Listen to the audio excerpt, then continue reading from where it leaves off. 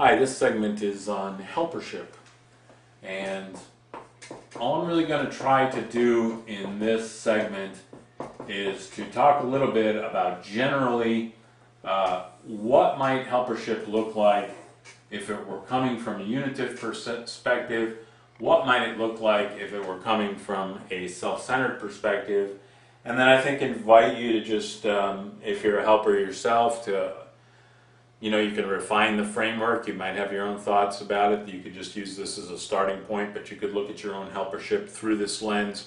If you work with a helper, same thing, you could refine it, you could adapt it to your own thoughts and priorities and so forth.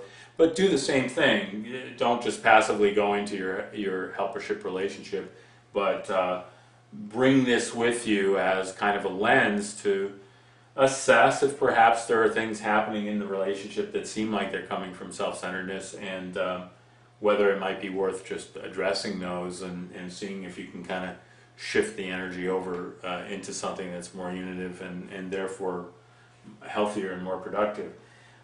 So let me start with the unitive. Okay, the unitive perspective, first of all, might acknowledge the importance of the unitive. I mean, the guide says that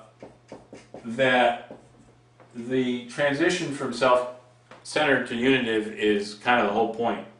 So it might be a good thing to have that spelled out in the helpership relationship, that this is what we're trying to support, getting to this shift and then supporting this shift as it happens, because obviously it doesn't happen overnight. It happens in stages, it happens around different aspects of the personality and so on. But to acknowledge it might be a really important thing, to frame the helpership relationship explicitly in terms of that. Okay? So that's one piece. Another piece of helpership that might be unitive would be to pass on knowledge and skills.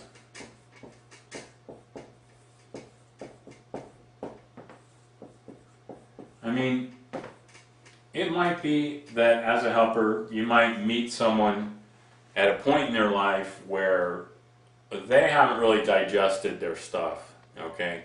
And the load that they're carrying of stuff that they haven't processed, that they haven't integrated, kind of diminishes their awareness, their functionality, it kind of holds them down. What you're looking to do is, not only to help that person work through all of that, but also to help that person become functional in their ability to help themselves, which goes back to the conflict resolution stuff that I was talking about before. We want to be able to do that in our daily lives. We want to be able to do that on our own. We're going to the helper for to try to move forward in the places where we're stuck, but hopefully we're trying to also learn how to unstick ourselves as much as we possibly can. Okay, and it's a unitive consciousness to do that, because in the self-centered place, what we're looking for is dependency. Okay, let's say cultivate dependency.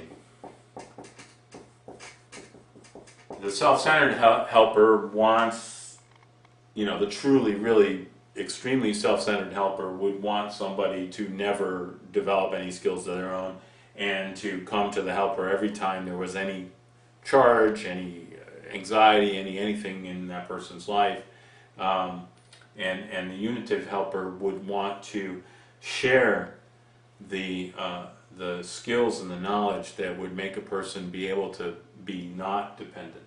Okay, and of course the self-centered helper would not acknowledge that the transition to unitive is important, because it wouldn't be to them.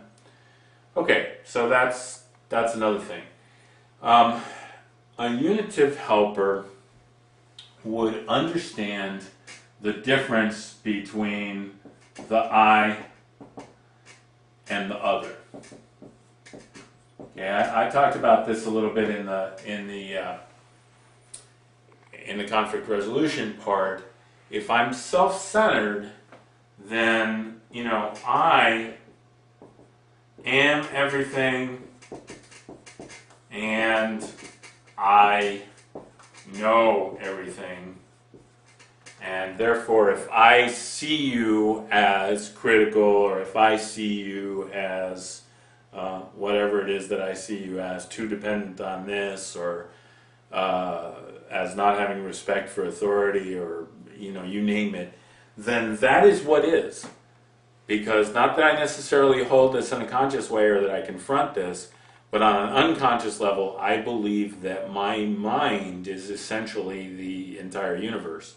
So that's an extreme. This sounds extreme, but on a subtle level, it's something that I think all of us carry to some extent. I mean, I know I do. I'll say that much. I'll own it. But the unitive helper understands that we are all eyes. We all are having parallel experiences that are qualitatively very much the same. We're all alike in that sense. We're all united by that. And so what I believe about you is what I believe about you. What you really are, who you really are, is something that I can try to discover about you by asking questions and by creating an atmosphere of trust where you're willing to really reveal yourself. But it's not something that I can know or assume. And this is embodied in the fifth law of helpership.